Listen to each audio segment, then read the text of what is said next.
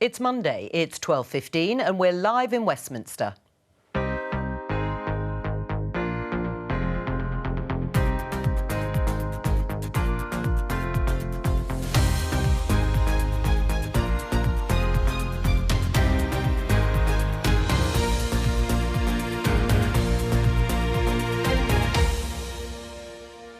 Joining me, Conservative Party Vice Chair Andrew Bowie, Labour MP Lloyd Russell-Moyle, non-affiliated peer Claire Fox, and climate campaigner and academic Rupert Read.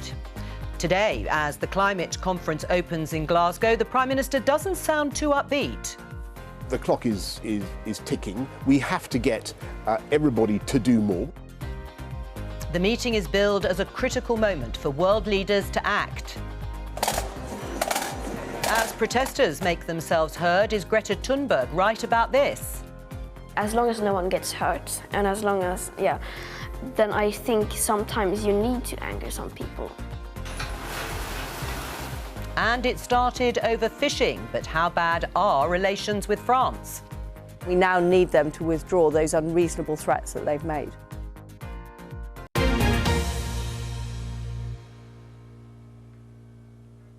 So, the climate summit is opening in Glasgow as we speak officially, with Boris Johnson making some opening remarks. Let's have a look at some of the front pages in terms of how optimistic people are. The Guardian has Johnson to world leaders, we are 1 minute to midnight. And on the front page of the Daily Mail, oh no, that's still The Guardian. If we can move on to the Mail, we have a slightly different headline. Oh, we haven't got it. OK. Now, Boris Johnson has been speaking as world leaders gather for the landmark COP26 climate change conference. He said an ambitious outcome was still in the balance, but that the world has run things down to 1 minute to midnight on waiting to combat climate change. So, one of the opening things I suppose we need to talk about is, do you share the Prime Minister's pessimism? Rupert? So the Prime Minister says 1 minute to midnight. That's not right. It can't always be 5 minutes, 4 minutes, 3 minutes, 1 minute to midnight. It's 5 past midnight. We've already left this too late. And that realization, when that really sinks in, that I think will be the defining aspect of this COP. But when I say too late, of course, I don't mean too late to make things less bad, but that's what we are talking about here. I'm hoping for a bad outcome from the COP, because the alternative is a truly terrible outcome or no agreement at all. We've left it too late for there to be anything but a great deal of pain now. One of the really important aspects of this COP, which hasn't been getting enough attention, is there going to be enough movement on adaptation? Because what adaptation means is adapting to the climate damage that is here and the worst climate damage that is coming. It's too late now not to pay full attention to that. And that's one of the main reasons I'm here in Glasgow, despite expecting this COP to basically fail us. All right. To press for adaptation. All right, you're pressing for adaptation. You're actually at the summit, of course, in Glasgow, in the conference centre. Andrew, do you agree with what Rupert said? It's actually too late.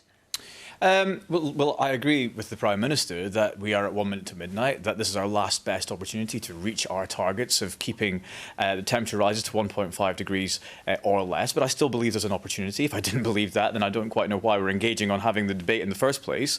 It's really good to see 120 world leaders with strong delegations from China and Russia gathering, because we all recognise that despite our differences on a whole host of different areas, this is the biggest challenge facing us as a planet. And we are leading the way in the UK. We're leading the G7. We've slashed our emissions over the last 20 years, and we were the first country to legislate for net zero in law. So it'd be fantastic if we could get the same commitments from more countries over the next few days. That's what we're pressing for. But I do agree with the Prime Minister. We are the last chance saloon, and we really need to make a big effort over the next few days to get other countries to move in the same direction as we ourselves are going. All right, we'll look at some pictures of world leaders gathering, coming onto the stage and meeting with Boris Johnson.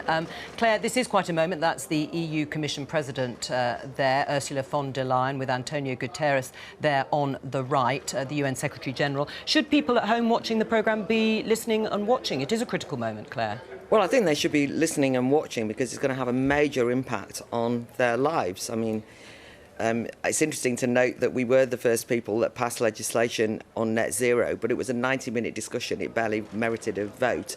And I think one of the things that's happened around COP26 is that the general public has started to realise that, having had, 18 months of fear and scaremongering on COVID, we've now got a new emergency that we're all meant to panic about. And I think people are beginning to think, what are the implications of this for us? Why are we trying to reach these targets? I do think when government committees admit that actually in order to reach net zero, it's 62%, I think they said, would depend on behavioural change, lifestyle changes. None of this has been costed out. This is going to cost a fortune, and I don't think it's an emergency. I wish, so wish, that the world leaders were getting together to discuss how we solve the problems of energy, how we solve the problems of clean water, how we solve the problems of poverty. Instead, what we're doing is basically telling people that the biggest problem they face is the climate, and I don't think it is. Right. What do you think, Lloyd? Do you agree with Claire? Is it an emergency? Well, it is an emergency in the sense of if we don't act, then it's going to cost us a hell of a lot down the long run. It's not that the planet will be in danger, but human life will become much more intolerable. It will be difficult. You know, the chaos you saw on the trains over the weekend, I don't mean the accident, but the general trains leaving Paddington and Euston will be more common. Those things will happen more. So we have to do something. And the choice is not whether you, and we will do something, we'll either be doing something to mitigate these things as they get worse and worse and spending more money, or you can spend early, you can make adaptation early and get some of the gains. Now, actually, I think that your person in Glasgow is right, Rupert is right, that that some things we've left too late. Some things it's now a case of making the best out of a bad job. That's not the government's fault, that is the world's fault. But one thing that we should be doing, I think, more, is looking at how we can be transferring our technologies that we have developed here in Britain to other countries around the world. And it's not good enough for us to just say they've got to pay for it. Actually, we need to be thinking about how do we give the technology so that they can make the rapid changes and actually improve their life. Because Claire's right. Poverty reduction, clean water, they are vital, but you're not going to be able to solve any of those things if we're not solving them in a climate-sensible way. And all of these things are interconnected, and a lot of what Claire raised will actually be solved, or at least we'll be moving in the right direction by the technologies that we are developing here in the UK and across Europe and the United States. And if we help the developing world use those technologies, we can combat some of those very issues that you raised there. We haven't yet developed that technology. This is the irony of it. We've basically got the policy car before, you know, horse, before we've got the technology car, whichever way around it is. Because what we've got at the moment is we talk about things like carbon capture and storage, but it's not successful yet, it's not on scale. We talk about using hydrogen, or the alternative of wind and solar is not sufficient. So what we have managed to do is put so much energy into that we have not invested in, for example, nuclear. We've got a moratorium on fracking. We haven't got a great source of energy at the moment. So we've got an energy crisis. All right. So when you're saying let's export technology, I want those countries to be able to develop their own technologies, to be able to be economically have an industrial revolution, and we're telling them they can't. Right, I'm going to interject now because we're going to come back to all of these things that you have started off discussing because we need to catch up with the BBC's chief political correspondent, Adam Fleming. He's there. Let's just take a step back before we go back to our discussion here in the studio and with Rupert up at the conference centre. What is it that world leaders and Boris Johnson are trying to achieve at this conference? Hi, Jo. That is not a simple question to answer because there are multiple moving parts to this whole jamboree. And if I try and break them down, then you can then see what we're up against. So the actual COP, the Conference of the Parties, and they're the parties that are part of the UN Framework Convention on Climate Change, they actually started their meeting yesterday. They're doing lots of very technical things around finalising the Paris Climate Change Agreement that was agreed in Paris in 2015. And there's all sorts of technical negotiations there, like how do countries make their net set of climate change obligations over the next few years? How do you measure the information and the pledges that they submit? How do you set up a global carbon market in carbon permits so that countries and companies can buy them to offset their emissions? That is a big, complicated, very crunchy technical process that will be going on for the next 2 weeks. What is about to kick off now, any minute now, a few minutes late, is a separate sort of session, which is the Leaders' Summit, where all the leaders who are here, more than 120 of them, will each get a slot to talk about their own priorities, their own passions, their own initiatives that they're doing, and there will be some side agreements brokered by the British and others alongside that session, which are not necessarily, strictly speaking, part of the Paris climate change process, which everyone is here for. On top of that, each day of the next 2 weeks, the COP presidency has designated it a themed day around various different subjects. So you'll get finance on Wednesday, then energy, then transport, then the effect on young people. And those days will have their own set of announcements associated with them as well. So there is just going to be like a bang, bang, bang, bang of things happening. And then we'll only be able to reach a judgment about what's actually been achieved here in Glasgow at the end of the next 2 weeks. And bear in mind, some of that judgment will have to be reserved till 2050 or 2060, because that is when some of the longest timeframes will be realised that we're talking about here. Well, it is quite a lot to get your head around. Well, I'm full of admiration for the way you've digested that schedule, Adam. That is extremely impressive. We've just seen pictures of the US President Joe Biden walking onto the stage where they're doing those, they're not fist bumps exactly, but sort of arm bumps there with Boris Johnson and Antonio Guterres. What at the end of the 2 weeks then, just briefly, can we expect?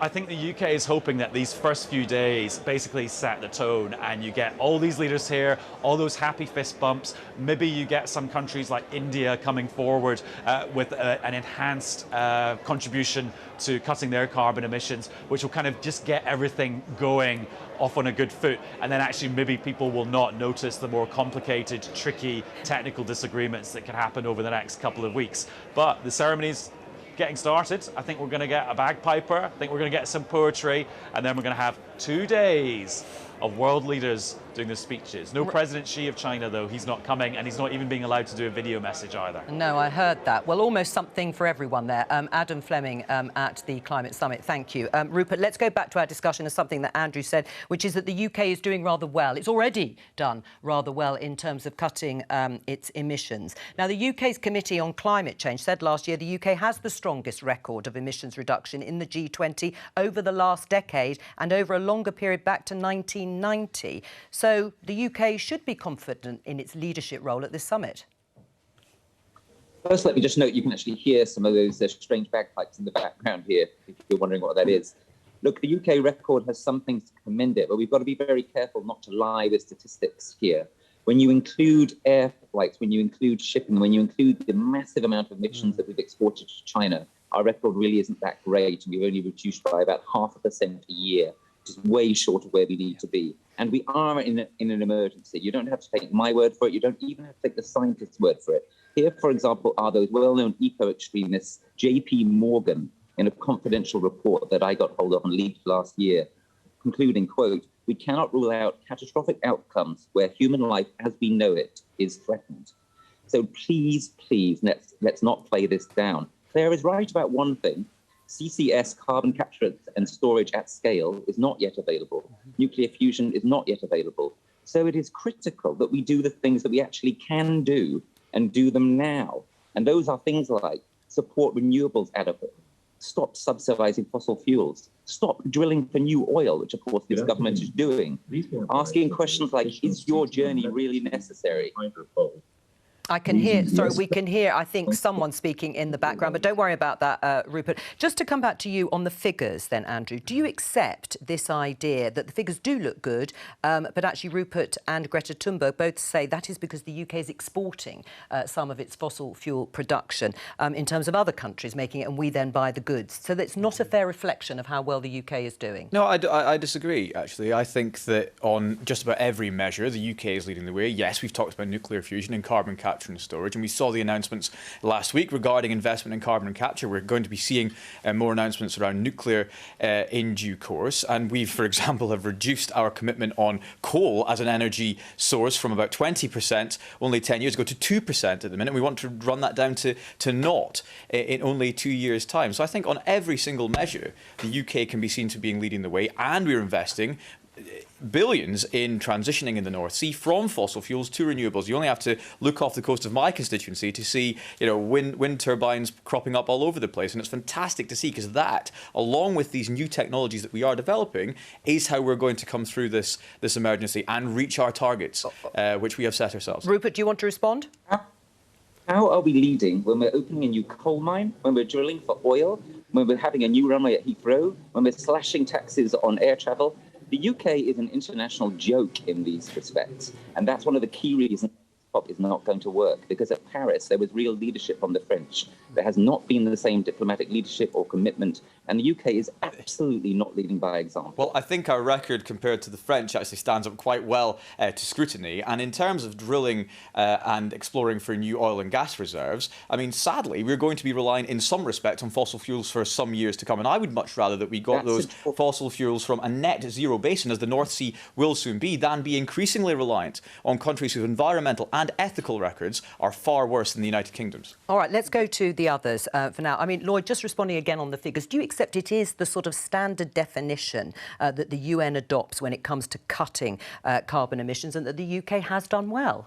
Well, the problem with that standard definition is that it advantages countries that are in the developed world who have, through neoliberalism, I'm afraid, and through a system of global trade, exported jobs out of their manufacturing jobs out of their countries over decades and given them to effectively China and India. And so China and India look bad because they're producing all of the stuff that we consume. If you instead change the statistics, so instead of looking what you're pumping out in your own country, you're looking at what your country people are consuming, Britain does not look as good. And the reason that we should change those statistics as well is we should stop giving this false kind of success rate that by exporting jobs, because that's what it is. When you make goods in China, you've exported jobs as well as the carbon. It's some positive thing. Now, the EU and others are now saying that we should be looking at producing carbon tariffs. So when goods come in, if they've not met the same carbon level as they have in Britain or in Europe or in America is talking about this as well now, then there is a tariff that is put on them that is equivalent. Now, we in Britain aren't even talking about this yet when I asked the Secretary of State about this last week. And we need to talk about that seriously. One, because it's the only way to tackle climate change, but two, it's the only way to stop jobs being exported to India and China time and time again. Every time we take leadership, we also need to make sure we protect our industries and transform our industries. And we can do it. All right, but Claire? we can't do it with a weak response from the government. I still think that we are talking about the most major economic and political reorganisation of society around targets that have been set top down, and there's very little democratic discussion about whether that's what we should be prioritising. 20 years we've been having democratic discussions. No, we have not been having democratic discussion. We've accepted the targets and we're trying to fulfil them. That's very different. And actually, there's now a public conversation that's reacting against it, and you'll know that if you've been following it. Yeah, but the polls do show that people are in favour of action being taken, but perhaps not by themselves personally. No, but you can have a kind of, would you like a nicer, greener planet? That's not quite the same as saying, do you know what the consequences of these things are? So, for example, we heard from Rupert. What did he say? We've got to stop this, stop that, stop this, stop that. There's an assumption that we've got to stop consumption in this country. He made the point about mining. I mean, the government, for no apparent reason, has stopped, or one of the factors has stopped coal mining in Cumbria, which would have brought home domestic jobs. That was for coking coal, which was actually going to make the steel that would actually help with the wind turbines. But everything is now stop, stop, stop.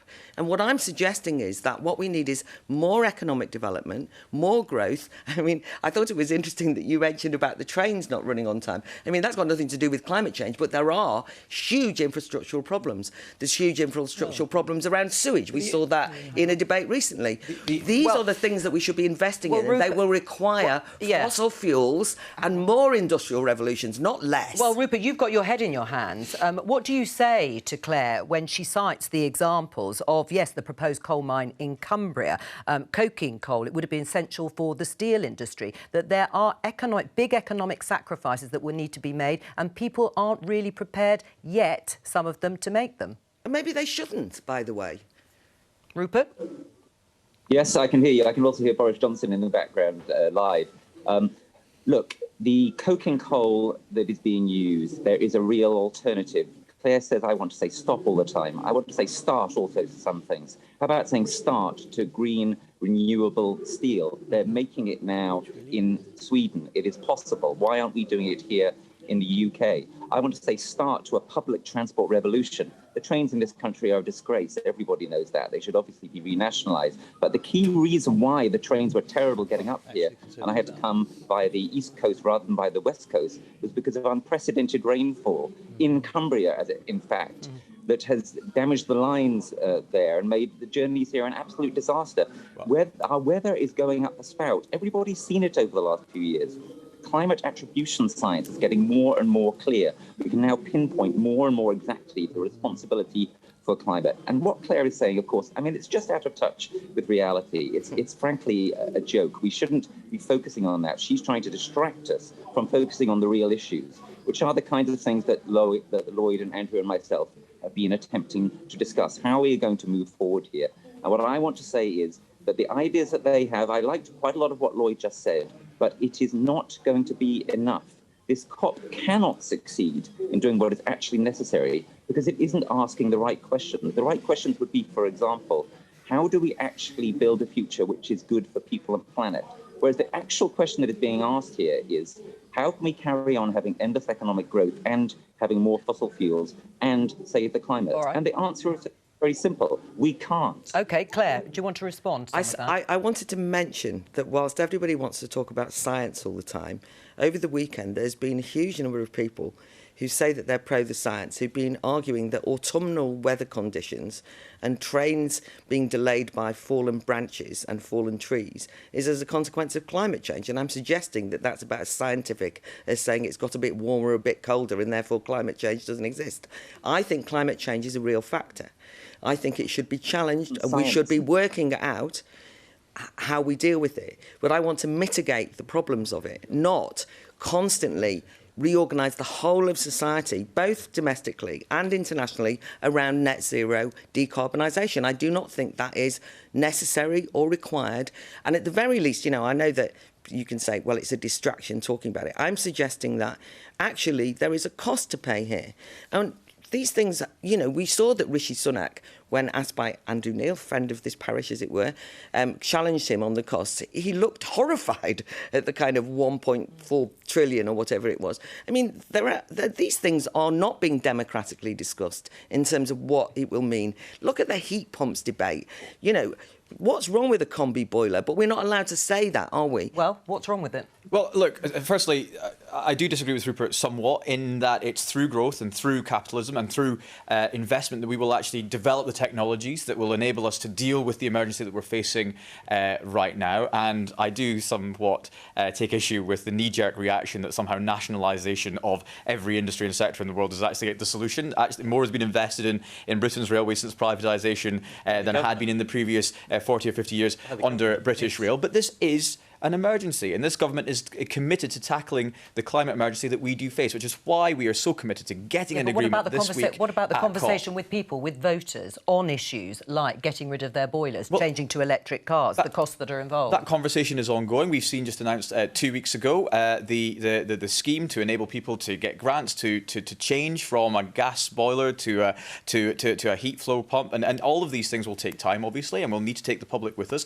which is why we're having these debates right now. I mean, the public don't disagree, as Jo just said. The public recognise. Can I just ask you, in all seriousness, I have no choice but to get that boiler changed. I'm going to have no choice but to get an electric car. You're saying we must take the public with us around policies we've decided. We've just got to persuade you to agree with them. Right, well, hang on. And I'm saying that's state-mandated behaviour on that issue of persuading and it's anti-democratic. We have always in this country, sometimes when you get to a mass of the country agreeing on a way forward, the two main political parties agreeing on sometimes you do just need to bring those other people that will be a bit reluctant, you have to bring them forward. When we moved from town gas to natural gas, we didn't say to people, do you wish to still have town gas pumped into your home? No, we went into people's homes and we changed their appliances. The state did it. The state mandated it. And actually, in the end, nobody goes back and says, oh, I really wish I had a slightly different cooker that produced town gas. You did it. No one's going to care if their boiler changes, if their houses are still warm. They're twice. Have you seen that? 3 or 4 times bigger. I mean, if you're in a small house,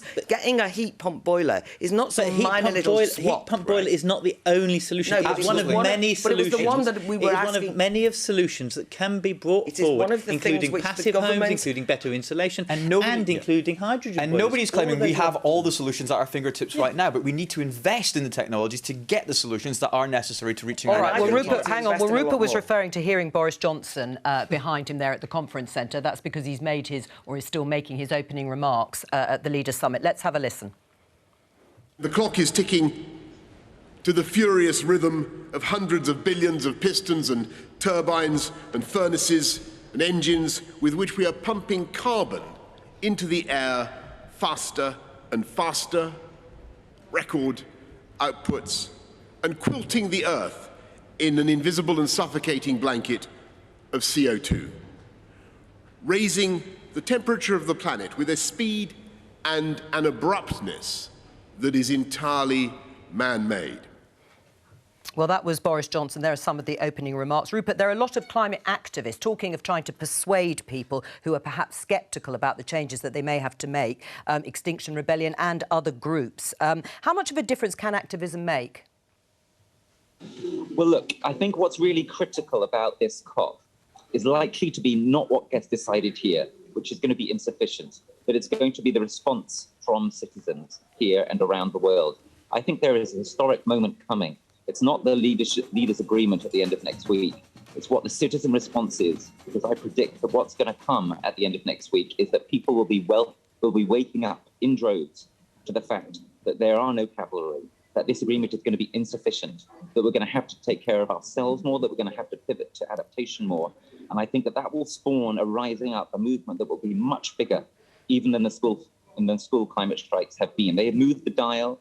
Extinction Rebellion has moved the dial. Public consciousness has changed. What is necessary now is a far larger mobilization through our workplaces, through our communities, politically, because without that, we are not going to get anything of what we actually need to take care of ourselves in the very difficult times that are going to be coming, because the COP process is failing us. All right. The clue's in the name. All right. Well, COP26. We've been here 25 times before.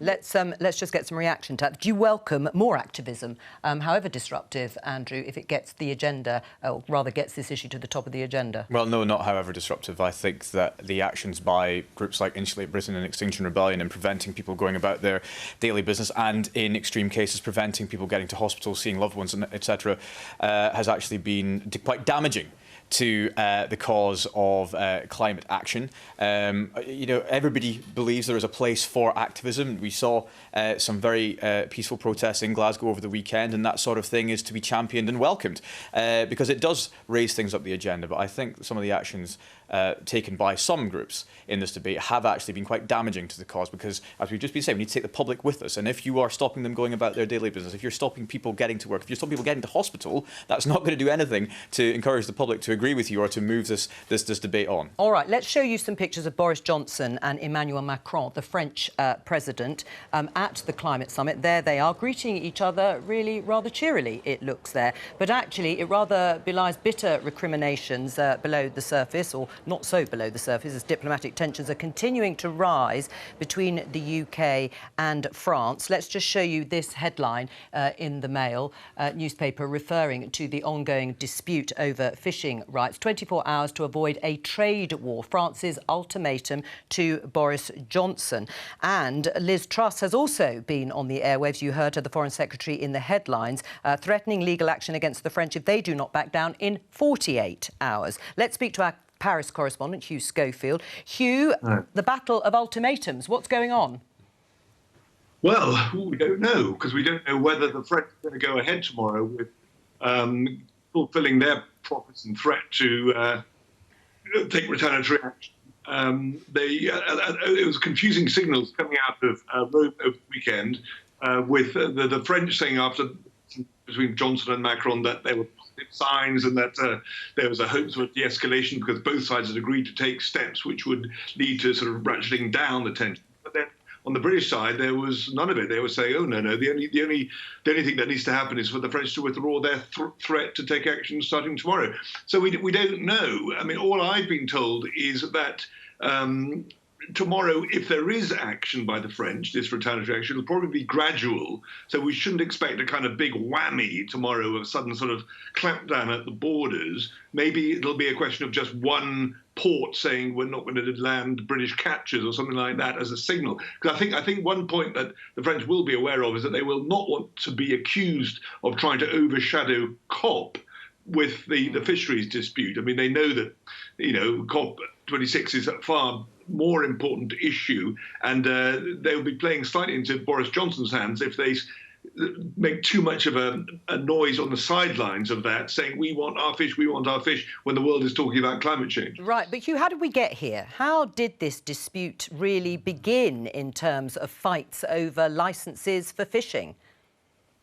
Well, it began because there was vagueness in the treaty or the agreement which was signed at the end of last year. On the face of it, it was quite simple. It said that European fishing boats could continue to move into British waters as long as they got, and vice versa, as long as they got licenses. The problem has been that granting those licenses hasn't been as automatic, apparently, as the French in particular hoped that it would be. They thought that any boat that said, look, we were fishing in the waters off, and we're talking about small boats now, let's be quite clear, it's about small boats in inner coastal waters. There's absolutely no problem about big trawlers going out into the wider economic zone of British waters. This is about small boats. The French are saying, we've got a long list of boats which have been fishing in these inner coastal waters, and they should all get licenses because they were all there in the last few years. The British are saying, well, look at the small print. It's not you haven't proved that yet, and that's where the rub lies. All right. Thanks very much, Hugh Schofield. There. Let's just show you this tweet from the BBC's political editor, Laura Kunsberg.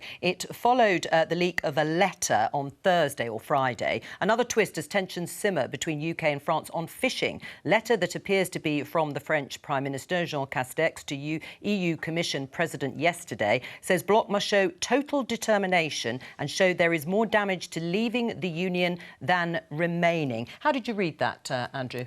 Yeah, I was disappointed, actually, when I saw that. I think that the French actions have been unjustified and unnecessary. We have granted 98% of licences applied for by French fishing vessels into UK waters. I think holding a Scottish, in fact, trawler, despite the fact that they had the requisite legal papers to actually be where they were, is completely unnecessary. And that letter there that we saw from the French Foreign Minister to the European Commission showed, I think, exactly what is at the nub of this. There's a French presidential election next year. I mean, who am I to say whether that's playing any part in the decision of the French government to take the action that they have? But what we do need to see you have said that. Exactly. We do need to say that. Well, what we do need to see now is a ratcheting down of tensions, and I think that the French need to acknowledge that we are acting within the terms of the Trade and Cooperation Agreement. Except you're threatening legal action as well, which is what Liz Truss has pretty well said in terms of trying to de-escalate the tensions. Well, of course we are. We're not just going to lay down and allow them to hold British trawlers who were legally fishing in French waters, all because 2% of French fishing vessels do not reach the requirement as set out in the TCA, which the European Union, on behalf of France, signed less than 2 years ago. It's utterly ridiculous state of affairs. Lord, you will know that number 10 sees that letter, that leaked letter from Jean Castex, asking the EU to lean in a sense. They see that as a punishment. It's seen as a punishment for Brexit. Is that how you see it? Well, I don't think it's a particularly clever thing to say, and it will probably create a adverse reaction in most British people's gut feeling. I think that's very clear. Of course, a bloc will want to make it less advantageous to leave it than to be part of it. Well, that's the same with any club, isn't it? They want to make it less advantageous to be outside than inside. So I don't think they're saying anything revolutionary. It's the style of which it's being said that is problem here.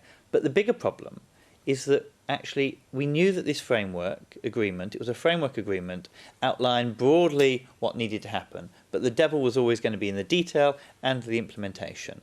No one, I don't think, that I have heard, have really a problem with small fishing boats from France coming over and vice versa. There was a problem with trawlers. People do have issues with big trawlers coming into our seas. They're predominantly not French boats, actually. They're predominantly other boats. So also, in this devil of the detail, the government could have shown leadership to say, OK, we're going to make sure that we provide weight categorisations where you give waivers to certain sizes of fleets. That would have helped solve this problem. The French equally could have done far far more, to have been more generous in negotiating this. This is a failure on all sides to actually find practical solutions, and instead, on both sides, to try and up the ante. Now, I'm pleased that we hear that the ante is meant to be coming down. That probably does mean that all sides, not just demanding what the French need to do, we probably also need to react as well in terms of saying, let's withdraw everything off the table and let's find a practical solution to just saying, weight-class ships, you can come in for a period of time until we get the system working for that 2 or 3% that needs it. But, Lloyd, you must agree that the actions of the French have been disproportionate. Totally disproportionate and unnecessary, because they should have come around the negotiating table and dealt with these things. But we could have been proactive as well. I think that the irony here is that if anyone should be complaining about the Brexit agreement, it's British fishing. The British fishing industry got a very bad deal, having been promised a good deal. And it was one of the things that I felt very sad about as a Brexiteer and so on. But I do think that there is more to this than fishing. That's what I was going to say. You know, these technical issues, and I do think that the letter, although there's a big row on Twitter about whether it's the correct interpretation of the letter, because we don't all read French well enough, apparently. But nonetheless, we get the translation. But we get the feeling that there is a political point here, French elections, but also the EU in general, making it clear that this is going to be hard work for any, and we see it in the Northern Irish Protocol, for Britain to assert its sovereignty. So this is not about fish, it's about sovereignty. And it seems to me that the technical matters of who signs what papers, who's allowed to fish and so on, are overridden by an argument against UK sovereignty. And I think that in that sense, I'm all with Liz Truss being quite firm on it, because any backing down in that sense, not to ratchet it up, but to give into it in any way, actually effectively says, oh, it's OK for the EU to carry on behaving as though it was a bad thing for us to leave and they're going to punish us. All right, we should be clear. It's not necessarily the EU that's doing this. It's the French, separate from the European Union as a whole. It is true, but it is not that. I agree that there's a particular problem with France, but we've seen with the Northern, but we've also seen with the Northern Irish Protocol that there is an issue here with the EU certainly not allowing any kind of reasonable actions to be taken. All right, well, just briefly before we move on, do you think there is an issue with sovereignty here, and that Claire is right? Look, sovereignty. Building a border and just thinking you can do everything you want inside it and you don't have to consider and negotiate with others outside. That's not what sovereignty is a concept that has never really existed. You have to work and cooperate with others. We want British ships to be able to fish in French waters and vice versa. It always means compromise. It always means an agreement that sometimes means that you do things and accept things that wouldn't be our first choice, that wouldn't be our sovereign desire, but because we get something better out of it in the long run. That's what being in the European Union was. We've decided now not to be in it, but it means that we now need to make different compromises, and those compromises aren't always going to be easy on our side. The compromises were in the agreement, which actually allowed a huge range, a rather large range. All right, we're going to have to... It was the framework. But the detail still requires compromise as well. Each detail stage will require compromise. All right, well, there are going to be some developments, no doubt, over the next few days. We're going to talk about something completely different. I'm going to show you this headline in The Guardian. Revealed the towns at risk from far-right extremism. Harlow joins seaside resorts on charity's list of 52 vulnerable areas in England and Wales. This is a report by the charitable trust Hope Not Hate. We can talk to the councillor, Deputy Leader at Harlow Council, Joel Charles. Joel, what do you make of this report in the first instance? Well, good afternoon. I completely reject this assessment of Harlow. Harlow is an open and tolerant community, and I don't see the characterisation that has been borne out of this report by Hope Not Hate, that we are somehow at risk of far-right extremism. The council has a well-established plan to deal with issues of crime, antisocial behaviour and hate crime issues. We have the Safer Harlow Partnership, which includes blue light services, charities that are focused on these sorts of matters.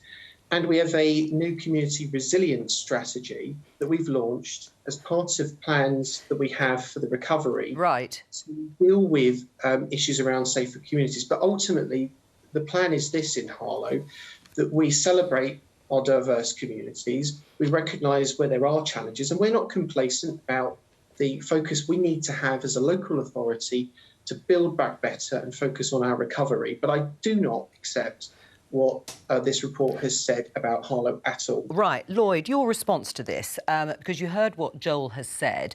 He's defending Harlow, but if I just read you a couple of the quotes from the report by Hope Not Hate, there was a strong sense at the 52 at-risk areas that austerity had never really ended, that another wave of cuts would leave councils with little or no capacity to strengthen trust and build community relations, making them, therefore, more vulnerable to forms of right-wing extremism. Well, I think Joel has, of course, defended his town like any good civic leader would, and I would expect all the civic leaders on the list to come and defend their town in the same kind of way. What the report, my understanding is it says, what are the indicators for what makes towns and places vulnerable for extremism? What makes them, and some of that is around poverty, some of that is around austerity, some of that is around services, some of that is around, you know, kind of divisions.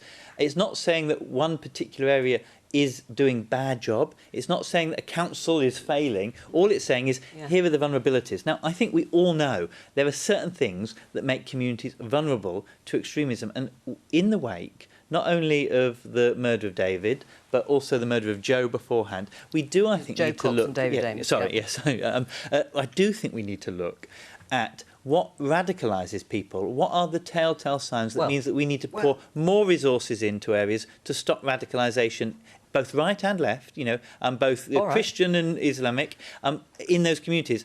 However, I am sure Joel and every single council up and down the country would say that they are doing really good jobs. So I don't think it's worth but Claire, pinpointing is it right to make the link between deprivation it's absolutely not right. I read this article. I was absolutely astounded.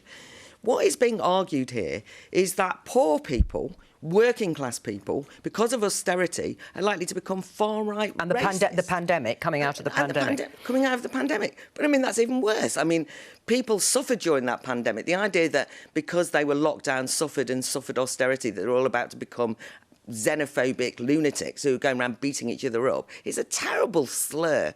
And I thought, talk about a distraction. It's really fascinating to me that Hope Not Hate would make that assumption, and we actually know that David Ames was killed. Nothing to do with that particular radicalisation. As we know, the radicalisation that he's probably a victim of is one that is not talked about here, and it's got nothing to do with austerity or poverty. Now they would have done the research. One of the reasons why they've done the research in which they assume that people will become far right if they are poor or if there's tensions in a local area. But one of the things that I wanted to note was that we had originally begun to talk about the fact that a philosophy professor was Kathleen Stock was driven out of Sussex University by hatred. Yeah, we haven't got... No, but the reason I'm mentioning that is because if you want to look where hate is abundant, right, it's not working class local communities suffering austerity, it's on our university campuses. Right, but hang on. Look at the fate of gender critical commentators of every hue. Look at the way that we have a problem of cancel culture. I'm making the point that why Hope Not Hate would actually spew what I think is hatred. Well, they say they've done the research. Rupert, because we lost Rupert briefly before. Rupert, what do you make of this link that's been made by Hope Not Hate, linking deprivation, making these areas more susceptible, is what they say, not automatically so, but more susceptible to far-right extremism? I think the key point here is there's a responsibility on all of us to debate civilly and to debate in a fact-wise manner, because the real reason why there's a coming adrift here is to do with a long history of denial around climate, of post-truth rubbish on all sorts of issues to do with COVID. It goes across the shop here. And there's a responsibility on the media and there's a responsibility on politicians and commentators to stay closer to the truth and be in the reality-based community. Otherwise, how can they expect citizens who are maybe poor and vulnerable to do the same? All right, we've only got about 30 seconds, Andrew. What do you want to respond? Well, I do reject the notion that if you're from a more deprived background or from a poorer background that you are more likely to be racist or a far-right extremist. But that's not what the report is saying. And I would like to pay tribute very much to what Joel's saying and all the other civic leaders who are working very hard to bring communities together. And, of course, the Home Secretary is working very hard with the rest of the Home Office and the intelligence communities to come down hard on all types of extremism from all across the spectrum within the United Kingdom. All right, that's all we've got time for. Thank you to Rupert there up in Glasgow and the guests here in the studio. I'll be back tomorrow at 12:15 with Politics Live. Bye-bye.